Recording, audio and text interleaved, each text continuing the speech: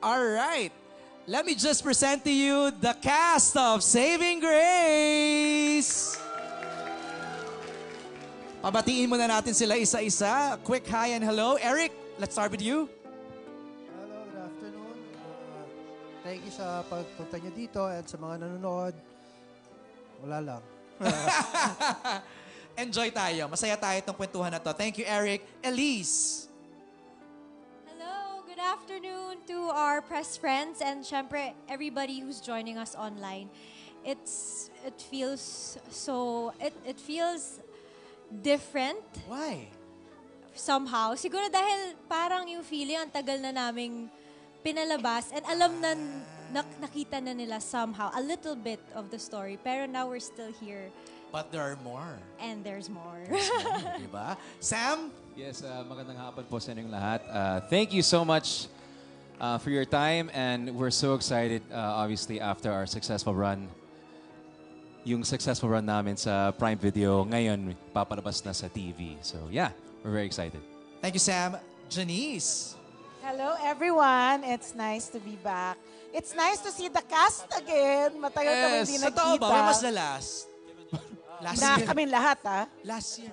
Hindi, wala akong Christmas special eh. So, ito yung first time yung eh. lahat kami, namiss ko today sila. lang uli. Thank you, Janice.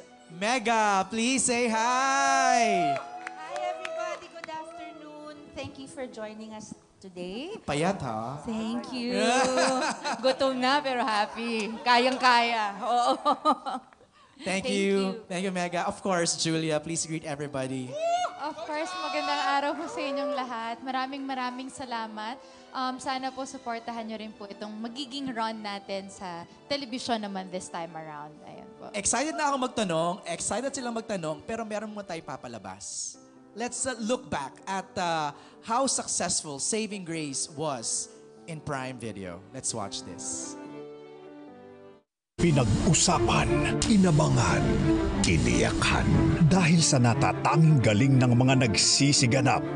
Lahat yatang emotions nyo matatouch po. At ngayong March 3, ang most watched at consistent #1 series sa Prime Video, mapapanood na sa TV. Mga kapamilya, maraming salamat po sa inyong suporta sa Saving Grace. Lalong madudurog ang puso mo dahil may mga eksenang hindi mo pa nakikita. Hindi po tayo na ng dalawa. Giging mabait po ako, promise. Kikidnapin kita. Pinagbibidahan nina Janice de Belen, Siya ba si Grace? Kinidnap mo ba siya? Jenica Garcia, Ganyan ka magsalita dahil pinagkakaperahan mo yung anak ko. Christian Bables, Hindi nga sila wala. Malay ko kung nasaan. Elise Hoson, Hindi ko na kayo maintindihan. Eric Fructuoso, Sabihin mo kung ano ginawa mo kay Grace. at ang pagbabalik telebisyon ng prime actress Julia Montes, Kasi ako yung nanay niya. Gagawin ko lahat kung ano yung makakabuti sa anak ko. Sam Milby, Come on, Ari. Si Grace kayong bata kasama mo. Kinitap mo siya. and the megastar Sharon Cuneta. Handa ka bang mawala ang lahat ng meron ka? Kasama ang powerful cast na susubok sa katatagan ng isang ina at magpapaiyak sa buong bansa. Hayaan niyo ako saktan ni Tita Chita. At abangan ang batang dudurog sa puso mo, Zia Grace. Teacher, ba't nila ako nilagay sa sako? Basura po ba ako? Yung nanay ko ba? Di ba ako mahal? Ihanda na ang tissue para sa matinding Crying Fest ngayong 2025. Kunin niyo na ako! Kasama ako sa inyo! Hindi ako mapapagod maging magulang ni Grace. Siya lang ang meron ako. Saving Grace, The Untold Story. Ngayong March 3 na, 9:30 p.m. sa ating prime time bida. Alam kong matagal na natin itong ginawa, matagal na itong napalabas sa Prime Video, pero how does it feel now that we're about to launch it on Primetime TV? Julia? Ako super kinakabahan pa rin, pero excited kasi ang main excitement ko sa story ng Amazon run is yung lesson na may isi-share. So sana this time sa television na mas longer, yung mga kwento na hindi nabanggit, mga kwento ng bawat ina sa storya na mas mahihimay-himay, doon ako excited ma-share sa mga tao gabi-gabi. So wait, Mega, meron pa? Kasi nakita na namin yung sa Prime eh. Hindi pa. Ah, talaga? Oo, mas mahaba. Ito nga ang sabi nila, tuwan-tuwa kami kasi kung dati nabibitin yung audience namin na twice a week nila napapanood, this time po sa Kapamilya Channel, 5 times a week niyo po mapapanood for mga, siguro, mga 16 weeks. 16 Pero weeks. 5 every week. Ang every day yun, na gano'n din kahaba. Gano'n kadami yung hindi napakita. So, we're very excited. Ako, I'm excited kasi dami pa namin eksena hindi pa namin napanood. Sam, you wanna say something? No, continuing what Ate Shawi said, it's the same. It's 16 weeks, it's 80 episodes, I think. So, mas buo yung kwento nito. Parang extended version ang mapapanood ng mga tao. Yeah. Ikaw, Janice, how does it feel na... Well, sanay ka na, sa primetime ka, nakapanood ka namin lagi. But with this one... This one, they'll see more of the story. They will understand it more. Iiyak siguro sila more. Yeah, pero I think it's that. It's a better understanding of each character. So mas maraming tissue. Kung maraming tissue na nung sa Prime, mas maraming Kung tissue. 3 dati, ngayon baka yung isang pack na. Towel daw, sabi ni Julia. Okay, let's open the floor na for questions, no? Let's start with sa ating makasama ito. Kuya EJ, baka merong gustong magtanong dyan. Of course, siyempre we will entertain questions from our media friends here. Later on, ibabasahin mo na. First off, I'd like to greet everyone. Good afternoon. Thank you all for coming from Dreamscape Entertainment. Thank you.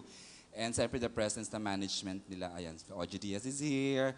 Cornerstone is here. Mac Marla and Power Caressing. Okay, ibibigay ko na microphone sa ever-reliable nating media friend, si Jeff Oligar TV. Hi, Jeff. Can you move forward? Punta ka dito para ma-capture ka ng live streaming natin, Jeff. Thank you. Ayan. Nay, Mega, grabe ka. I-share mo yan. Hindi pwedeng hindi kung ano yan. Tsaka Julia, you look different. Go, Jeff. And so, good afternoon sa mga cast and sa media friends natin at sa mga nanonood. Nako, kung naiyak kayo ng gusto dun sa Prime Video, well... Kala ko iiyak na si Jeff eh. Well, abangan lang sa Prime Time Media. Yung bago nating abangan na Saving Grace. So, on with the questions. So, nag-promote si Jeff. I know, di ba? Parang cast Jeff. Oh, I love Jeff. Go ahead, Jeff. Sorry. Okay. So, on with the questions. Una kay Miss Julia Montes. Ano yung biggest lesson na natutunan mo at pwede mong dalhin from the series? Siguro ang biggest lesson po, hindi lang dahil iniluwal mo ang isang bata, matatawag ka na talagang ina. Maraming pagkakataon sa buhay natin. Like ako, I'm blessed to have my own ganon na hindi ko biological mom, pero tumata yung nanay, higit pa sa nanay sa akin, which is si Momski ko. So, napatunayan ko na ang motherly love, hindi lang dahil galing sa'yo. Doon mo mapapatunayan na mahal mo ang isang tao. Malaki ang aspect or ang hirap explain into words ang love kasi kapag nagmahal ka motherly, ang lawak-lawak nun, unconditional, ang lalim, parang mas malalim pa sa dagat. Ganun ko siya na e-express. So siguro yung lesson talaga doon, hindi lang dahil iniluwal mo ang isang bata, matatawag ka ng ina. Okay, thank you. And next question for the one and only megastar, Miss Sharon Cuneta. Ayun, paano nyo naman po nai-apply sa series ang pagiging mother? Actually, yung basehan ko sa tunay na buhay, yung pagpapalaki ko sa mga anak ko. Tapos, yung roles din nila Janice, tapos ni Janica at ni Julia bilang si Ana. Lahat kasi ng iba-ibang klaseng nanay kami dito, di ba? Si Julia, hindi niya anak si Grace, pero parang turing niya, totoo. Ako, hindi ko mapakita sa kanya. Siya pala yung mga hindi pa nanood. Sorry, spoiler. Alam na yata nila yun. Tapos si Janice naman, kahit may mga problema si Helena, minahal na din naman niya yung anak ko. Tapos, si Elise naman ako yung nanay niya. So medyo. Tapos si Janica, meron ding mga pinagdaanan, kaya hindi niya siguro commit yung sarili niya sa pagiging mabuting ina kay Grace. Pero maraming mga rason kung bakit nagiging gano'n ang isang tao. Sa akin, parang yung ibang mapipick up ko, makaka-enhance doon sa pagpapalaki ko at pagiging ina ko, unti-unti sa bawat character nakapulot ako, pero hindi ko ma-pinpoint. Pero ang ending lagi is pag ang napulot mo yung mga makabubuti at makakadagdag sa role na ginagampanan mo sa tunay na buhay bilang ina nga. Parang that's the best. So ako natuto akong marami sa show na ito. Iba-ibang pinanggagalingan ng nanay. At nakita ng viewers, MJ, yung husay. Meron ako nakausap, isang production staff, sabi niya, Kuya EJ, alam mo namang Sharon yan na ako. Pero when I got to work with her, all the more na naging super Sharon yan siya. From what she saw, professionalism, yung acting na binigay mo dito, Nay, itago natin sa pangalan. Charing lang, joke lang. Hindi ko na, I'm not gonna tell. Pero you know how the production fell in love with you in this series. I love them so much. Nagiging family ko pag mga magagaling tsaka mababait. Ganun yung buong staff, crew, at saka syempre yung cast members. We all know that. I think in every scene naman I did, hindi pwedeng solohin mo. I think I really owe a lot to Julia, Janice, Elise, Sam, Eric, si Jenica rin, si Christian. Parang madadala ka sa galing din nila. So nakakahiya naman, hindi mo rin ibigay. Considering, pang-ilan mo palang teleserye, pangalawa pa lang tunay, Unang drama Jeff. talaga. Unang drama Hindi talaga. to alien sa'yo ang teleserye. Tapos sabi ko nga kila Kylie after, sabi ko, at saka kay Tita Cory, sabi ko, natuwa na ako sa teleserye. Noon kasi takot na takot ako, di ba? Yung sobrang puyat, sobrang Ngayon, sobrang enjoy. Kasi sila lang nakakasama. Yung I would really look forward to going to work. Lalo pag mga ka-eksena ko sila, yung girls, di ba? Ito yung mga boys. Pero pag girls kasi mas maraming bonding di ba? So kami nila, Janice. Yung Janice de Belen, veterana sa teleserye. Oo, sobra. Ay, saludo ako lagi kay Janice. Sabi ko nga sa kanya, kasi I don't know if you guys, I'll repeat it, I said this na before. I don't know if you get it, kung nadja-justify on screen. Pero in real life, pagka-eksena mo siya, yung mata niya talaga nangungusap. Tapos sabi ko, I get lost in your eyes.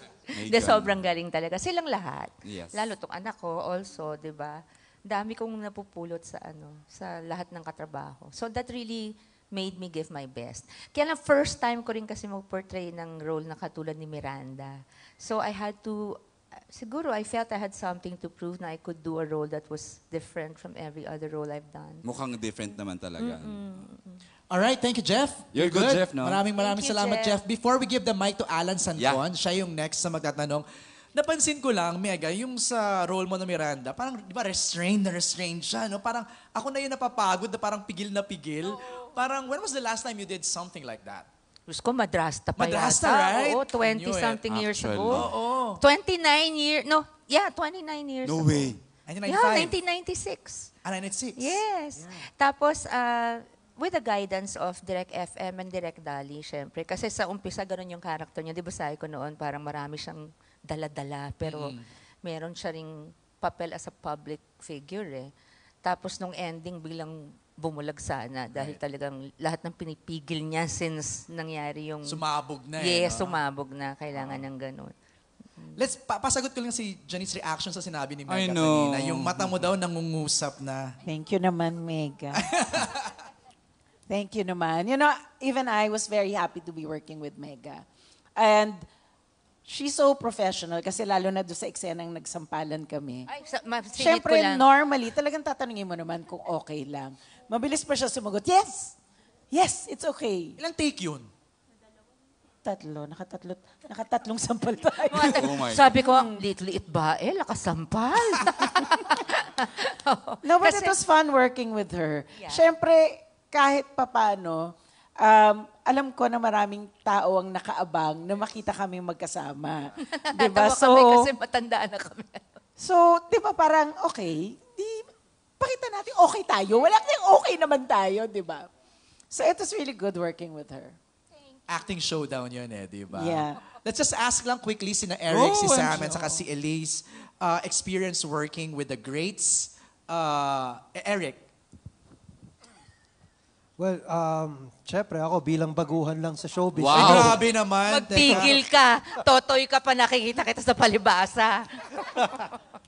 Ayun, masaya talaga. I mean, lahat naman ng nagawang taping. Siyempre, masaya naman, nakikisama ka naman, maayos naman lahat talaga, di ba?